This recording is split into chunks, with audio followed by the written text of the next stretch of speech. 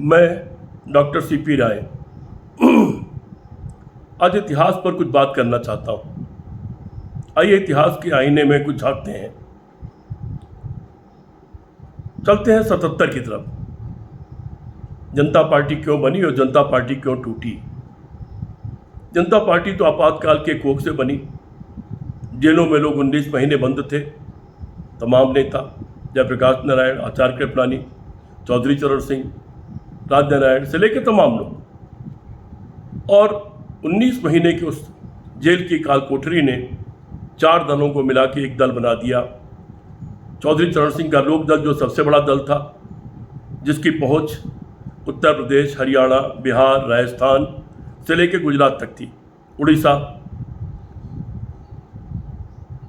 जनसंघ, भारतीय जनसंघ, आरएसएस का राजनीतिक विंग, जॉर्ज फर्नांडिस की सोशलिस्ट पार्टी और मोरारजी देसाई की कांग्रेस ओ यानी ओल्ड कांग्रेस, पुराने कांग्रेसियों ने अलग बन के बनाई थी।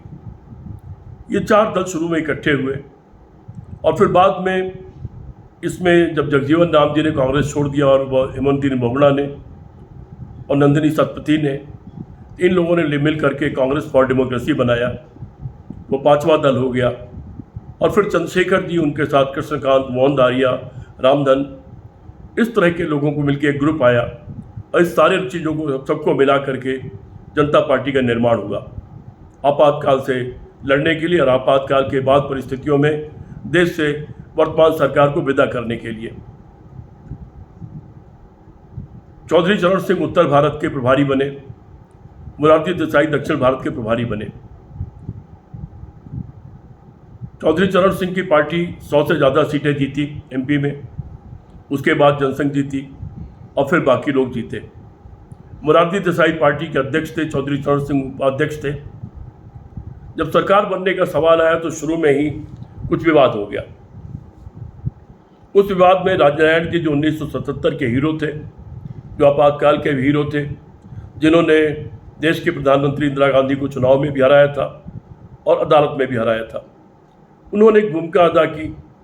सवाल ये था कि चौधरी साहब प्रधानमंत्री बने कि बाबू जगजीवन राम बने या मोरारजी देसाई बने। मोरारजी भाई पहले वो प्रधानमंत्री रह चुके थे, वित्त मंत्री रह चुके थे और जवाहरलाल जी से लेकर इंदिरा गांधी तक की सरकारों में रह चुके थे, अनुभवी थे। लेकिन बाबू जगजीवन राम जी भी अनुभवी थे, उनको भी तमाम सरकारों में तमाम मंत्रिमंडल चलाने का अनुभव था और उनके सारे मंत्रिमंडल सफल साबित हुए। वो एक सफल मंत्री रहे थे। चौधरी साहब देश के बड़े नेता थे, जिनका सबसे बड़ा जनाधार था और सबसे ज़्यादा सांसद भी उन्हीं के चुनकर आए थे। लेकिन अंततः मोरारजी देसाई के पक्ष में माहौल बना, राजनारायण जी ने बनाया और वो प्रधानमंत्री बन गए। चौधरी साहब उप प्रधानमंत्री बन गए, जगजीवन राम जी उप प्रधानमंत्री बन गए, चौधरी साहब गृह मंत्री बन गए, जगजीवन राम जी रक्षा मंत्री बन गए, अटल बिहारी वाजपेयी विदेश मंत्री बन गए, अडवाणी जी आईएनबी इंफॉर्मेशन और ब्रॉडकास्टिंग मिनिस्टर बन गए, जॉर्ज फर्नांडिस शुरू में संचार मंत्री बने, लेकिन उस वक्त उद्योग मंत्री जो बने थे उन्होंने एक बेईमानी कर दी थी बनते ही, तो उनका वो मंत्रिमंडल हटा करके जॉर्ज फर्नांडिस को दिया गया और फिर वो उद्योग मंत्री बने। राजनारायण जी स्वास्थ्य मंत्री बने। यद्यप जॉर्ज फर्नांडिस राजनारायण और पानी वाली ताई के नाम से मशहूर मृणाल गौरे मंत्री नहीं बनना चाहते थे, पहले दिन शपथ भी नहीं ले रहे थे वो लोग, तो मोरारजी देसाई ने जयप्रकाश नारायण और आचार्य कृपलानी के द्वारा इन पर दबाव डलवाया कि ये लोग मंत्रिमंडल में जरूर रहें, ये नहीं रहेंगे तो दिक्कत रहेगी। ये लोग संगठन में रहना चाहते थे। मृणाल गौरे ने तो आखिरी तक भी मंत्रिमंडल में शामिल होना मंजूर नहीं किया, लेकिन ये दोनों लोग मंत्रिमंडल में शामिल हो गए। मंत्रिमंडल चलने लगा, अच्छी तरह चलने लगा। लेकिन जब जनता पार्टी बनी थी तो इन चारों दलों का, 5 दलों का, जितना छोटे मोटे गुटों का जो विलय हुआ था, तो संपूर्ण विलय नहीं हुआ था। बाकी दलों ने अपने संपूर्ण दल का विलय कर दिया, अपने युवा संगठन का विलय कर दिया, अपने छात्र संगठन का विलय कर दिया। लेकिन जनसंघ जो दल था, इसने अपनी युवा शाखा का विलय नहीं किया और इसने अपने छात्र संगठन विद्यार्थी परिषद का विलय नहीं किया। तो पहला सवाल तो वहाँ उठ खड़ा हुआ और वो विवाद बन गया। उसके बाद फिर दूसरा ये सवाल खड़ा हुआ कि आरएसएस जो एक सांप्रदायिक संगठन है, जिसका विचारधारा जनता पार्टी की जो विचारधारा बनाई गई थी, जो उसका संविधान बनाया गया था, जो उसके उद्देश्य बनाए गए थे, उससे मैच नहीं करती। तो दूसरा सवाल फिर ये शुरू हुआ कि आप जनता पार्टी के सदस्य हैं और आरएसएस के भी सदस्य हैं, ये नहीं हो सकता, दोहरी सदस्यता नहीं हो सकती, किसी एक के सदस्य रहिए। आरएसएस का सदस्य रहना तो निकल जाइए और वहाँ चले जाइए, और जनता पार्टी का सदस्य रहना है तो आरएसएस को छोड़ दीजिए। विवाद बढ़ता गया। इसी बीच हिमाचल प्रदेश के शिमला में अटल बिहारी वाजपेयी गए तो उन्होंने रिज के मैदान पर एक रैली की, सभा की। उसके थोड़े दिन बाद ही राजनारायण, जो कि 1975-77 के हीरो थे, वो भी शिमला गए और वो वहाँ सभा करना चाहते थे। शांता कुमार की सरकार ने उनको एक परमिशन नहीं दी। यूथ के जो लड़के थे, तमाम आज बड़े नेता हैं देश के, उसमें तमाम लोग, वो लोग अड़ गए। अंत में उनकी गिरफ्तारी हो गई और वहाँ से विवाद और बढ़ना शुरू हुआ और धीरे धीरे विवाद की खाई बढ़ती चली गई और अंततः 1978 में जनता पार्टी टूट के दो टुकड़े में बट गई, जनता पार्टी और जनता पार्टी एस। जनता पार्टी एस के नेता राजनारायण बनाए गए, अध्यक्ष हुए। शुरुआत में चौधरी साहब उनके साथ नहीं गए। हुआ यह था, किसी बीच जब वो रिज के मैदान का किस्सा हुआ तो राजनारायण को और चौधरी चरण सिंह को मंत्रिमंडल से मोरारजी देसाई ने निकाल दिया। फिर चौधरी चरण सिंह ने एक बहुत बड़ी रैली की। उस रैली के संयोजक राजनारायण जी थे। वो रैली इंडिया गेट पर हुई, बोट क्लब जिसे कहते हैं, और लाखों लोग उसमें पूरे देश से इकट्ठे हुए। उसका एक दबाव पड़ा। उस दबाव में फिर चौधरी चरण सिंह को मंत्रिमंडल में लेना पड़ा। उनको प्रधानमंत्री बनाया गया और वित्त मंत्री बना दिया गया। उनसे गृह मंत्री ले लिया गया और वो पटेल जी को दे दिया गया। राजनारायण जी मंत्रिमंडल में नहीं गए, लेकिन वो विवाद बढ़ चुका था और अंततः एक ऐसी परिस्थिति बनी कि राजनारायण जी के साथ 100 से ज़्यादा एमपी आ गए जिन्होंने उनको अपना नेता चुन लिया। लेकिन राजनारायण जी ने कहा कि मैं नेता नहीं रहना चाहता, मैं चाहता हूँ चौधरी चरण सिंह नेता बने। उन्होंने मनी राम बागड़ी और चौधरी मुल्तान सिंह से कहा कि जाओ और चौधरी साहब को बुला के ले आओ। तभी लोग चौधरी साहब के पास गए और बोले कि वहाँ आपका इंतजार हो रहा है, चलिए वहाँ आपको नेता चुना जाना है। तब चौधरी साहब वो प्रधानमंत्री पद से इस्तीफा देकर उस बैठक में पहुँचे, उनको नेता चुन लिया गया। और फिर अंततः एक ऐसी परिस्थिति बनी कि इंदिरा गांधी के सहयोग से जनता इसकी सरकार बन गई।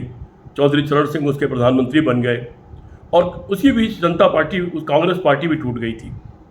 कांग्रेस पार्टी में जितने बड़े सीनियर लीडर्स थे, यशवंतराव चौहान, कर्ण सिंह, स्वर्ण सिंह से लेके तमाम बड़े नेता, उन सब लोगों ने एक अलग पार्टी बना ली थी और उनकी पार्टी के सांसदों की संख्या चूँकि इंदिरा गांधी से ज़्यादा थी तो उस समय के पार्टी के दफ्तर इत्यादि पर उन्हीं का कब्जा हो गया।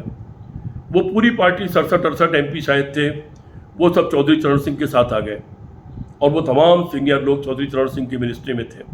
श्यामनंदन मिश्रा जैसा सीनियर आदमी विदेश मंत्री था और ये सब सीनियर बहुत अनुभवी मंत्री थे कांग्रेस के, वो सारे लोग मंत्रिमंडल में आ गए। लेकिन परिस्थितियां बदलती रहीं और अंत में चौधरी चरण सिंह को इस्तीफा देना पड़ा और चंद महीनों में वो सरकार गिर गई। जनता पार्टी का टूटना निश्चित तौर पर भारत देश की राजनीति के लिए एक बड़ा दुखदायी कदम था, लेकिन उसके जिम्मेदार सिर्फ आरएसएस और जनसंघ थी। आखिर जनसंघ ने अपने सारे संगठनों का विलय जनता पार्टी में क्यों नहीं किया? वो अपना अलग संगठन लेके क्यों चलना चाहती थी? दूसरे, आरएसएस की मेंबरशिप उसके कार्यक्रमों में वो क्यों जाना चाहती थी? जब जनता पार्टी का संविधान और मैनिफेस्टो जो बना उसमें सेकुलरिज्म को स्वीकार किया गया, उसमें गैर सांप्रदायिकता को स्वीकार किया गया, तो फिर जनसंघ ने वो रास्ता क्यों अपनाया? इस बीच अडवाणी जी ने तो यहाँ तक भी किया कि इंफॉर्मेशन ब्रॉडकास्टिंग मिनिस्टर होने के नाते विद्यार्थी परिषद के तमाम लड़कों को पत्रकारिता में घुसेड़ दिया, जो बाद में बड़े बड़े पदों पर पहुँचे और फिर उसके पीछे विद्यार्थी परिषद और आरएसएस के पत्रकारिता में जाने वालों की लाइन लग गई। आज तो खैर एक बहुत बड़ी तादाद आरएसएस के लोगों की पत्रकारिता में है। तो जनता पार्टी इस वजह से टूटी और जनता पार्टी के टूटना निश्चित तौर पर भारत की जो एक नई राजनीति हो सकती थी उसके लिए बहुत बड़ा दुखद दिन था, लेकिन टूटी और उसकी जिम्मेदारी और जवाबदेही केवल जनसंघ की है। यद्यपि मधुलिमय जैसे लोगों ने पहले ही बहुत दिन पहले कहा था, डॉक्टर लोहिया की मौजूदगी में ही, कि जनसंघ से ही आरएसएस से संबंध नहीं रखना चाहिए। ये बड़े खतरनाक लोग हैं। मधुलिमा जी महाराष्ट्र के रहने वाले थे और आरएसएस वहीं की पैदाइश है, वहीं उसका हेडक्वार्टर है। लेकिन डॉक्टर लोहिया के व्यक्तित्व के सामने मधुलिमा जी बाद में चुप हो गए। लेकिन कालांतर में जाके बहुत लंबे समय में ये बात सही साबित हुई कि सचमुच आरएसएस भारत देश के लिए बहुत खतरनाक है।